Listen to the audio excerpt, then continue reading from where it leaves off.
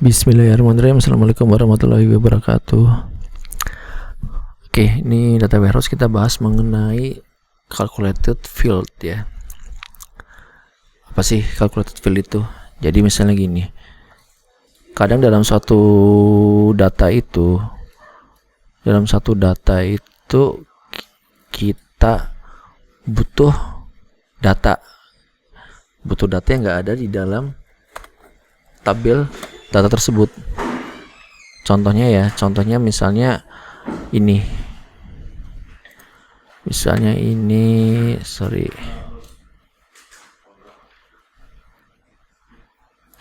nah, misalnya dalam tabel data ini itu tadinya nggak ada kolom CTR,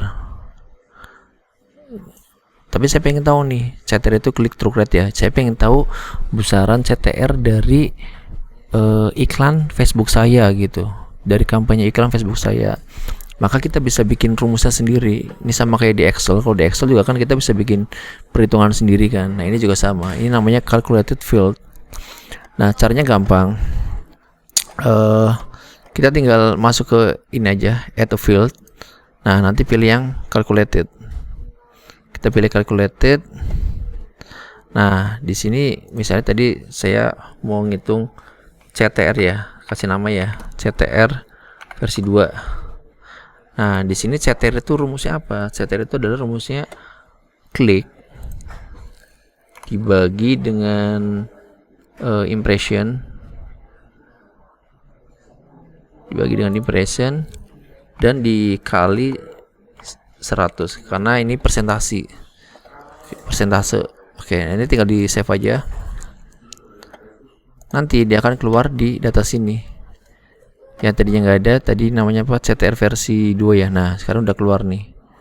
Sekarang saya kasih ke sini ya, CTR versi 2. Nah, nanti di sini keluar deh. Nah, jadi keluar CTR-nya ternyata seperti ini. Jadi kelihatan kan. Jadi yang CTR-nya untuk campaign ID 1497 itu besarnya 2,69 gitu. Yang tadinya gak kelihatan sekarang jadi kelihatan. Jadi ada metrik baru yang bisa kita jadikan rujukan. Nah, ini berguna untuk kita membuat suatu metrik ketika metrik tersebut tidak ada di dalam tabel. Gitu ya. Nah, nanti simple lagi gitu aja sih. Cuma kalian harus pinter-pinter. Kalian harus tahu rumusnya gitu.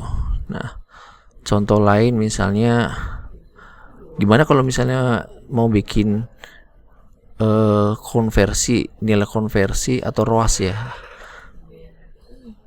Kalau mau menghitung ROAS gimana cara ngitungnya? Nah, untuk mau masukin tabel ROAS berarti kalian harus tahu rumus ROAS dulu gitu. Nah, itu yang harus kalian tahu dulu. Kalian harus cari tahu baru nanti bisa dibikin rumusnya kayak tadi. Nah, oke ya. Ini simple tapi ya kalian harus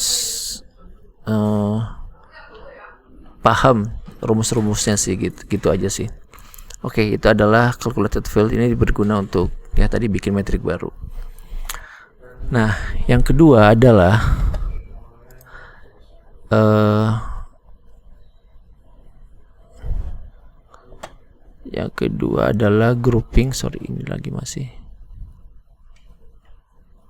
grouping. Grouping itu contohnya gini. Kita butuh data yang terkelompok. Contohnya gini, saya ingin mengelompokkan ini ya, contohnya ya, di tabel ini saya pengen mengkelompokkan hari. Jadi saya pengen tahu nih, sebenarnya campaign saya ini itu impresi terbanyaknya itu ada di weekday atau weekend gitu. Nah, data tentang weekday sama weekend kan nggak ada, berarti saya harus bikin sendiri. Nah, kita harus mengkelompokkan kan, weekday itu berarti Senin sampai Jumat, sementara weekend itu adalah Sabtu sampai Minggu. Nah, ini tadi data ini nggak ada. Nah, cara bikinnya adalah untuk grup itu sebenarnya ada 3 cara. Ada add group, add bin. Nah, cuma kalau saya pribadi menyarankan menggunakan calculated field juga. Cuma kita butuh pengetahuan tentang coding Nah, ini contohnya tadi day segmennya. Saya pengen buat segmen tentang hari. Nah, tadi kalian bikin calculated field. Nah, kemudian bikin kayak gini. Ntar saya gedein dulu.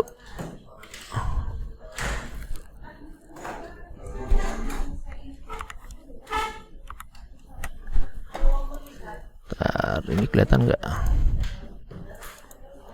Nah, semua kelihatan ya. Nah, jadi saya mau bikin segmen hari. Nah, saya kasih nama di field name itu day segment. Kemudian di formulanya itu dimasukkan kayak gini. Case, pertama case berarti kayak ngebuka nih. Ketika di dalam tabel itu, di dalam tabel kolom hari dalam minggu itu itu namanya itu Sabtu, minggu, maka akan disebut sebagai weekend. Selain itu, berarti selain hari Sabtu dan Minggu akan disebut sebagai weekday, else weekday. Kemudian ditutup dengan n. Nah, ketika gitu nanti akan keluar nih. Di sini datanya akan keluar bahwa ternyata impresi paling banyak itu justru hadir ketika di weekday. Weekend malah sedikit. Nah, weekday malah banyak ya. Nah, jadi nanti keputusannya bahwa berarti nanti iklan kita budgetnya mendingan digedein di weekday aja gitu misalnya. Contohnya gitu ya untuk keputusan bisnisnya. Jadi itu contoh penggunaan grup. Terus contoh lagi, nah CTR segmen. Misalnya saya pengen kayak nggak tahu nih, perusahaan kita punya standar CTR nih.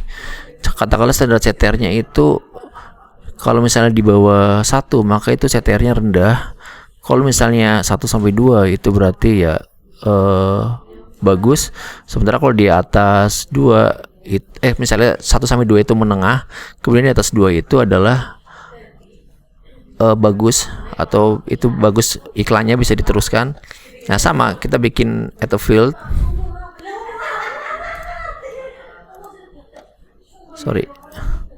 Ini ya, atau field terus add calculator field lagi. Ini saya udah bikin tadi CTR segmen. Nah, jadi sama aja kayak ini ya. Pakai tadi cash sama n. Cashnya adalah ketika CTR persennya itu kurang dari 1, maka disebut rendah.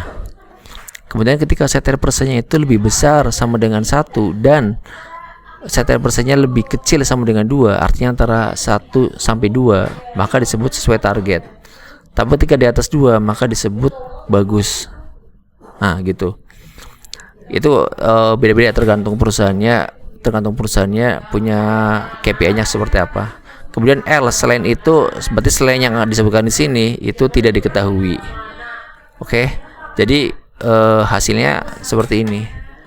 Ternyata 0,7, CTR 0,7 itu rendah. 4,51 ini bagus. Maka kita akan langsung ketahuan nih. Yang CTR rendah berarti iklan Facebooknya berarti ini bisa di kill gitu atau bisa dimatikan. Nah, oke ya, itu semoga paham. Kemudian terakhir kita akan belajar tentang blending. Blending itu adalah menggabungkan beberapa data ke dalam satu tabel.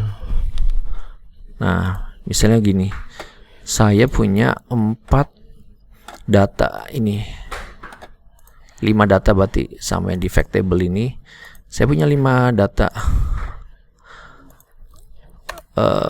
Mau saya gabungkan, caranya gimana? Karena 5 data itu beda-beda.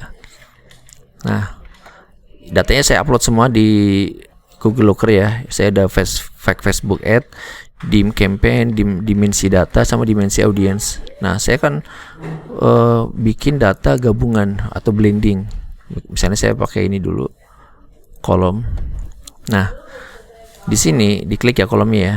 Nanti dia akan keluar di sini. Di setup ini ada blend data. Kita klik aja. Nah, kemudian saya pengen gabungkan ini deh misalnya Facebook, kemudian digabungkan dengan dim campaign. Tapi harus tahu dulu nih isinya tabelnya itu apa aja ya. Contohnya gini. Contoh di fact table itu apa aja sih? Di sini tuh ada data. Oke, di sini tuh ada data campaign key, geography audience key. Nah, sampai sini ya. Tapi nggak tahu nih bahwa ini tuh nama kampanyenya apa gitu. Dengan data yang ini, impresi ini, itu nama kampanyenya apa? Kan nggak tahu nih. Kita cari nama kampanye itu ada di mana sih? Katakanlah nama kampanye itu ada di dim campaign ini ya. Sorry. Oke, ini nama kampanyenya ada di dim campaign. Berarti saya harus menggabungkan antara data di dimensi campaign dengan data yang di fact table tadi. Oke, berarti saya menggabungin dengan data dim campaign ya. Nah, kemudian kita butuh satu key, primary key yang menghubungkan. Jadi satu kesamaan yang menghubungkan antara dua table tersebut. Satu kesamaan di sini berarti adalah campaign key ya. Campaign key di sini juga harus pakai ada campaign key-nya. Kemudian data apa aja sih yang pengen dimunculkan? Contohnya tadi campaign key, terus saya harus tahu nama campaignnya. Saya pengen tahu nama campaignnya. Terus apa lagi? Campaign objektifnya juga saya mau tahu.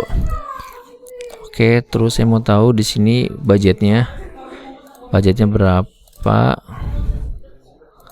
sama konversinya berapa.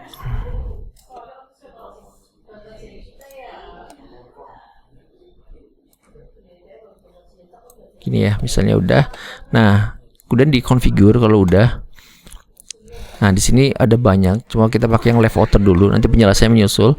Left outer, kemudian di join kondisinya pastiin sama nih. Di sini yang kita pakai sebagai identitas kunci adalah campaign key. Campaign key itu sama nilainya antara dua tabel tadi. Kita save aja, kemudian save di sininya.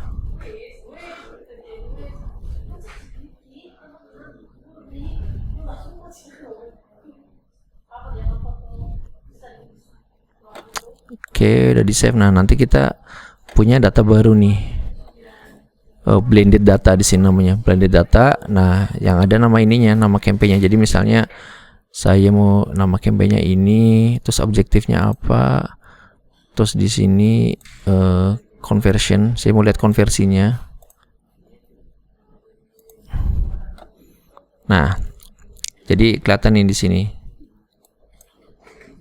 Misalnya di sini ketahuan bahwa nama campaign sell Waisak terus dengan objektif lead generation itu menghasilkan konversi tertinggi gitu. Atau kita lihat coba yang konversi tertinggi apa. Oh, ternyata sell Natal dan Tahun Baru lead generation menghasilkan konversi tertinggi. Terus video view lead generation. Nah, ternyata yang menghasilkan konversi tertinggi itu ketika misalnya kita ternyata ketika sell, ketika promo itu menghasilkan konversi tertinggi gitu. Jadi gitu ya cara menggabungkan antara dua tabel. Kita bisa menggabungkan itu total sampai 5 tabel.